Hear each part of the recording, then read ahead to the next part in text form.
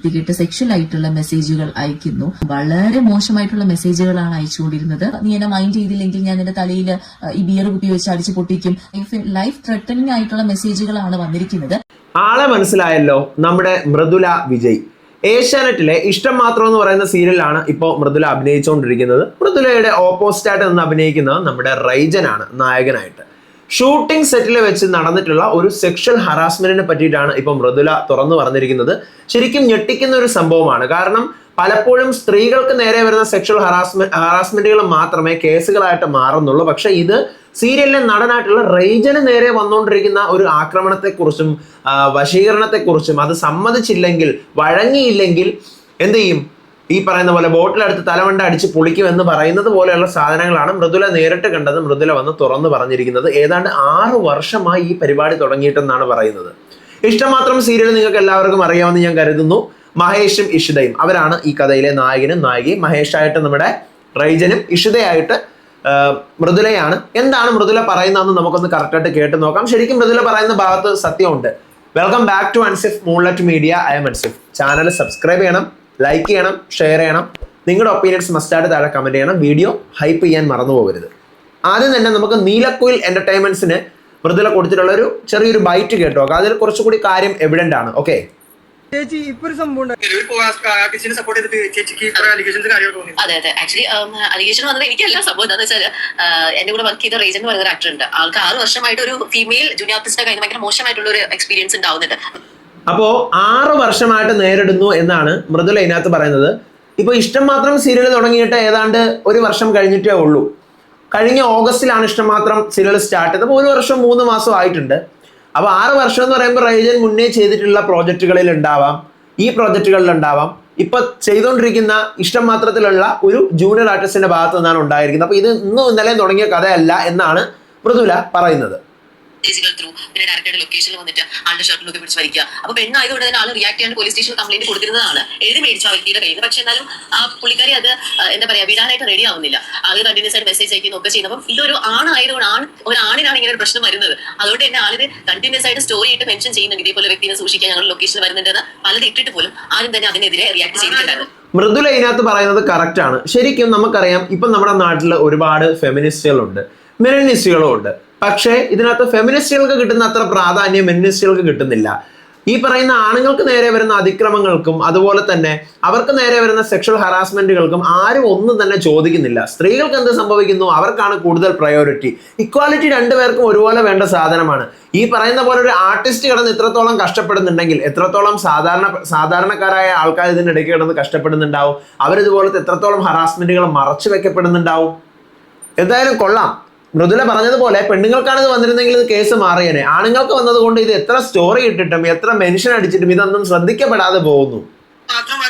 ആരും ശ്രദ്ധിക്കുന്നില്ല. പക്ഷേ ഇതേ സ്ഥാനത്ത് ഒരു പെണ്ണാണ് ഒരു ഫോൾസ് അലിഗേഷൻ ആയിട്ട് പോവുകയാണെങ്കിൽ അതിന് ഉറപ്പായിട്ടും മൃദുല പറയുന്നത് ഒരു പെണ്ണ് ഇതേ സമയം ഒരു കള്ളക്കേസ് കെട്ടിച്ചമക്കുകയാണെങ്കിൽ പോലും, ഒരു ഫാൾസ് അലിഗേഷൻ ആണെങ്കിൽ പോലും അതിനെ ചോദ്യം ചെയ്യാനും അതിനെ കേസ് എടുക്കാനും ഓൺ ദ സ്പോട്ട് അറസ്റ്റ് ചെയ്യാനും ഒക്കെ ഇവിടെ ആളുണ്ടാവും, ഇവിടെ നിയമം ഉണ്ടാവും, എല്ലാം ഉണ്ടാവും. പക്ഷെ ഒരു ആണിന് നേരെ ഉള്ള സത്യമായിട്ടുള്ള ഒരു കാര്യം പറഞ്ഞിട്ട് പോലും ഇവിടെ ചോദിക്കാനോ പറയാനോ ആരുമില്ല.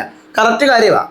ഒരുപാട് പേരുണ്ട്. പക്ഷെ ഇതിന് 6 വർഷം കൊണ്ട് അനുഭവിക്കുന്നുണ്ട്, 6 വർഷമായിട്ട് പറയുന്നുണ്ട്, ആ പല സ്ഥലങ്ങളിലും കംപ്ലൈന്റ് പോകുന്നുണ്ട്. പക്ഷെ നമ്മൾ സപ്പോർട്ട് ചെയ്യാൻ ആരുണ്ടായിരുന്നില്ല. സോ ലൈവായിട്ട് 2 ഇൻസിഡന്റ് കണ്ട വ്യക്തി എന്നുള്ള നിലയ്ക്ക് ഞാൻ അത് സ്റ്റോറി ഇട്ട് ഞാൻ ആളെ സപ്പോർട്ട് ചെയ്തു.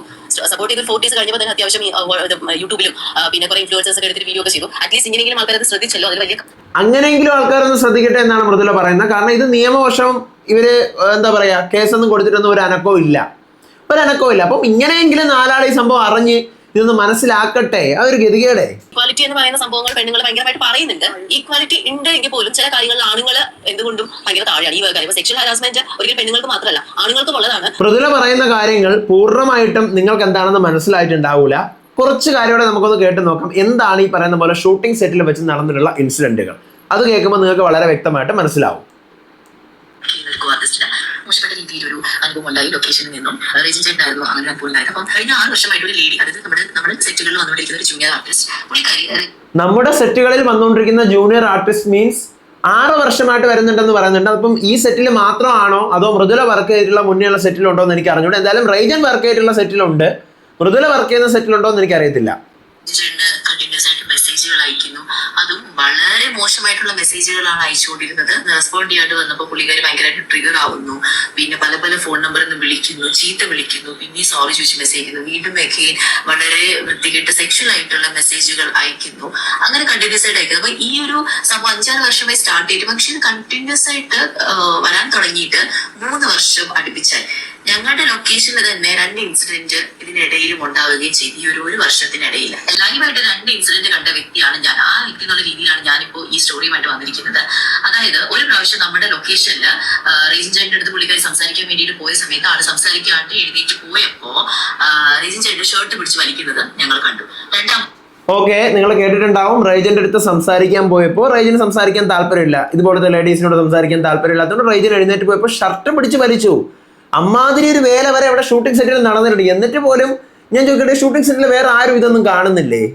വളരെ റീസെന്റ് ആയിട്ട് തന്നെ ഞങ്ങളുടെ ലൊക്കേഷനിൽ പർദ്ദയിട്ട് വന്നത്, അതായത് ഇങ്ങനെ ഒരു വ്യക്തിയുടെ ലൊക്കേഷനിൽ കേട്ടില്ല അല്ലെങ്കിൽ ഞങ്ങൾ കണ്ട റിയാക്ട് ചെയ്യുമെന്ന് അറിയുന്നത് കൊണ്ട് തന്നെ ആള് തിരിച്ചറിയാതിരിക്കാനായിട്ട് പർദ്ദയിട്ട് വന്നത്, അതായത് മോളെ ചിപ്പി മോളെ കാണണം എന്ന് കള്ളത്തരം പറഞ്ഞ്. ചിപ്പി മോളെന്ന് വെച്ച് കഴിഞ്ഞാൽ ഈ സീരിയലിലെ ഈ മഹേഷിനും ഇഷിതയ്ക്കും ഇവരുടെ രണ്ടുപേരുടെയും ക്യാരക്ടറിന് ഒരു മകളുണ്ട്. കൊച്ചുകുട്ടിയാണ്, ഒരു 7-8 വയസ്സായിട്ടുള്ള ഒരു കൊച്ചുകുട്ടി. അപ്പോൾ ഈ കൊച്ചുകുട്ടിയെ കാണാനെന്ന് പറയുന്ന വ്യാജേനെ വന്നുകൊണ്ട് ഷൂട്ടിംഗ് അവിടെ ഷോട്ട് എടുത്തുകൊണ്ടിരിക്കുന്ന സമയത്ത് ഡയറി മിൽക്ക് കൊടുക്കാൻ ശ്രമിച്ചു, പർദ്ദ ഇട്ടുകൊണ്ട്. പർദ്ദ ഓർക്കണം, ഇങ്ങനത്തെ ആളെ സെറ്റിൽ കേട്ടില്ല, ഇതുപോലെ വൃത്തികെട്ട ആളെ കേട്ടില്ല എന്ന് അവിടെയുള്ള ആൾക്കാർ പറഞ്ഞതുകൊണ്ട് പർദ്ദ ഇട്ടാണ് വന്നത്. ഷോട്ടിൽ നിൽക്കുന്ന റെജിൻ ചേട്ടന്റെ കയ്യിൽ ചോക്ലേറ്റ് കൊടുക്കാൻ വേണ്ടി ട്രൈ ചെയ്തവരാണ്. അപ്പൊ തന്നെ റെജിൻ ചേട്ടന്റെ കാര്യം മനസ്സിലായി, ഇത് ഈ വ്യക്തിയാണെന്നെടുത്ത് മനസ്സിലായി. അപ്പൊ തന്നെ വലുതായിട്ട് റിയാക്ട് ചെയ്യാൻ പോയില്ല, ജസ്റ്റ് ഇങ്ങനെ ഇതാരാ ഇത് എന്നുള്ള രീതിയിൽ സംസാരിച്ചു. അപ്പൊ തന്നെ ഇവരെ ഇറങ്ങി പോയിട്ട് ഞങ്ങൾ കണ്ടതാണ്. അതിൽ വന്നിരിക്കുന്ന മെറ്റുന്നത്, നീ എന്നെ മൈൻഡ് ചെയ്തില്ലെങ്കിൽ ഞാൻ നിന്റെ തലയിൽ ഈ ബിയർ കുപ്പി വെച്ച് അടിച്ചു പൊട്ടിക്കും, ലൈഫ് ത്രെട്ടനിങ് ആയിട്ടുള്ള മെസ്സേജുകളാണ് വന്നിരിക്കുന്നത്. സോ ഇതൊരിക്കലും സേഫ് അല്ല. ഇപ്പൊ ഡയറി മിൽക്ക് കൊണ്ട് നമ്മുടെ ലൊക്കേഷനിലേക്ക് വരാൻ ആ സ്ത്രീക്ക് കഴിഞ്ഞുവെങ്കിൽ നാളെ ഒരു ആസിഡ് എടുത്തിട്ട് മുഖത്തൊഴിക്കാനോ ഒന്നും മടിക്കാത്തൊരു വ്യക്തിയായിരിക്കും. സോ ഞാൻ ഈ ഒരു വീഡിയോ ഇടാൻ കാരണം ഈ വ്യക്തി പറയുന്ന കാര്യങ്ങൾ തെറ്റ്. ഓഹോ, അപ്പോൾ അങ്ങനെയും നടന്നിട്ടുണ്ട്. ഈ പറയുന്ന പോലെ ലൈഫ് ത്രെറ്റനിങ്ങും ഉണ്ട്. ബോട്ടിലെടുത്ത് തലമണ്ടയ്ക്ക് അടിക്കുമെന്ന് പറയുന്നുണ്ട്. അതുപോലെ തന്നെ ഡയറി മിൽക്ക് കൊണ്ടുവന്നു, നാളെ ഒരു സമയത്ത് റിജക്ട് ചെയ്ത് കഴിഞ്ഞ്, റിജക്ട് ഓൾറെഡി ചെയ്തിട്ടുണ്ട്. അപ്പോൾ അതിന്റെ കലിപൊട്ടി നടക്കുന്നുണ്ട് ആ പറയുന്ന ലേഡി. അപ്പോൾ ആ ലേഡി എന്ത് ചെയ്യും, നാളെ ഒരു സമയത്ത് ആസിഡ് വേണമെങ്കിലും കോരി മുഖത്തഴിക്കാം എന്നുള്ള ലെവലിലോട്ട് കാര്യങ്ങൾ എത്തുന്നത് കൊണ്ട് ഇത് നിയമവശമായി യാതൊന്നുമേ മൂവ് ആവാത്തത് കൊണ്ടാണ് മൃദുലയ്ക്ക് ഇങ്ങനെ ഒരു വീഡിയോ ഇടേണ്ടി വരുന്നത്. ശരിക്കും ഈ പറഞ്ഞതുപോലെ പുരുഷന്മാർക്ക് നേരെ വരുന്ന ആക്രമണം ആയതുകൊണ്ട് തന്നെ ഇത് അലിഗേഷൻസ് മാത്രമാകുന്നു. സ്ത്രീകൾക്ക് നേരെ ആണെങ്കിൽ ഇത് എന്താണെന്നറിയാമോ, ഇത് ഹറാസ്മെന്റ് ആയി മാറുന്നു. അപ്പൊ എന്ത് ഇക്വാളിറ്റിയാണ് പിന്നെ ഇവിടെ ഉള്ളത്? പുരുഷന്മാർക്കായാലും സ്ത്രീകൾക്ക് നേരെ ആയാലും ലൈംഗിക ആക്രമണം തന്നെയാണ് അല്ലേ? രണ്ടുപേരുടെ അടുത്തും കാണിക്കുന്ന ആക്രമണങ്ങളെ ഒരുപോലെ തന്നെ കാണാനായിട്ട് ശ്രമിക്കുക. അവിടെ സ്ത്രീകൾക്ക് മാത്രം പ്രയോറിറ്റി കൊടുക്കുന്നതിനോട് ഈ പറയുന്ന പോലെ താല്പര്യക്കുറവൊന്നും ഞാൻ പറയുന്നില്ല. പക്ഷെ അവിടെ പുരുഷന്മാർക്ക് ഒരു ഇക്വാളിറ്റി കൊടുക്കുക. സ്ത്രീകൾക്ക് നിങ്ങൾ പ്രയോറിറ്റി കൊടുത്തോളൂ, ഒരു ഇക്വാളിറ്റി അറ്റ്ലീസ്റ്റ് പുരുഷന്മാർക്ക് കൊടുക്കുക. മൃദുല ഈ വീഡിയോ ഇട്ട് റിയാക്ട് ചെയ്യണമെങ്കിൽ യാതൊരു രീതിയിലും നിയമവശമായി ഇത് മുന്നോട്ട് പോകുന്നുമില്ല, കംപ്ലൈന്റ് കൊടുത്തിട്ട് ഒതുങ്ങുന്നുമില്ല എന്നൊരു അവസ്ഥയാണ്. വളരെ കഷ്ടമാണ്. ഈ പറയുന്ന ഓൾഡ് ലേഡിയെ കണ്ടെത്തി, ഓൾഡ് ലേഡിയെ ഞാൻ വിളിക്കുന്നുള്ളൂ, ഓൾഡ് ലേഡിയെ കണ്ടെത്തി എത്രയും വേഗം തുറങ്കലിൽ അടയ്ക്കുക എന്ന് മാത്രമേ എനിക്ക് പറയാനുള്ളൂ. കൃത്യമായ വൈദ്യ ചികിത്സ അവർക്ക് നൽകേണ്ടത് അത്യാവശ്യമാണ്. നിങ്ങളുടെ ഒപ്പീനിയൻസ് എന്താണെന്നുള്ളത് മസ്റ്റായിട്ട് താഴെ കമന്റ് ചെയ്യുക. ഇതുപോലത്തെ വീഡിയോസിനായിട്ട് ചാനൽ സബ്സ്ക്രൈബ് ചെയ്യാനും അതുപോലെ തന്നെ വീഡിയോ ലൈക്ക് ചെയ്യാനും ഷെയർ ചെയ്യാനും ഹൈപ്പ് ചെയ്യാനും മറക്കരുത്. അടുത്ത വീഡിയോ ആയിട്ട് വരാം, വിശേഷമായിട്ട് വരാം. അപ്പോൾ അതുവരേക്കും ബൈ.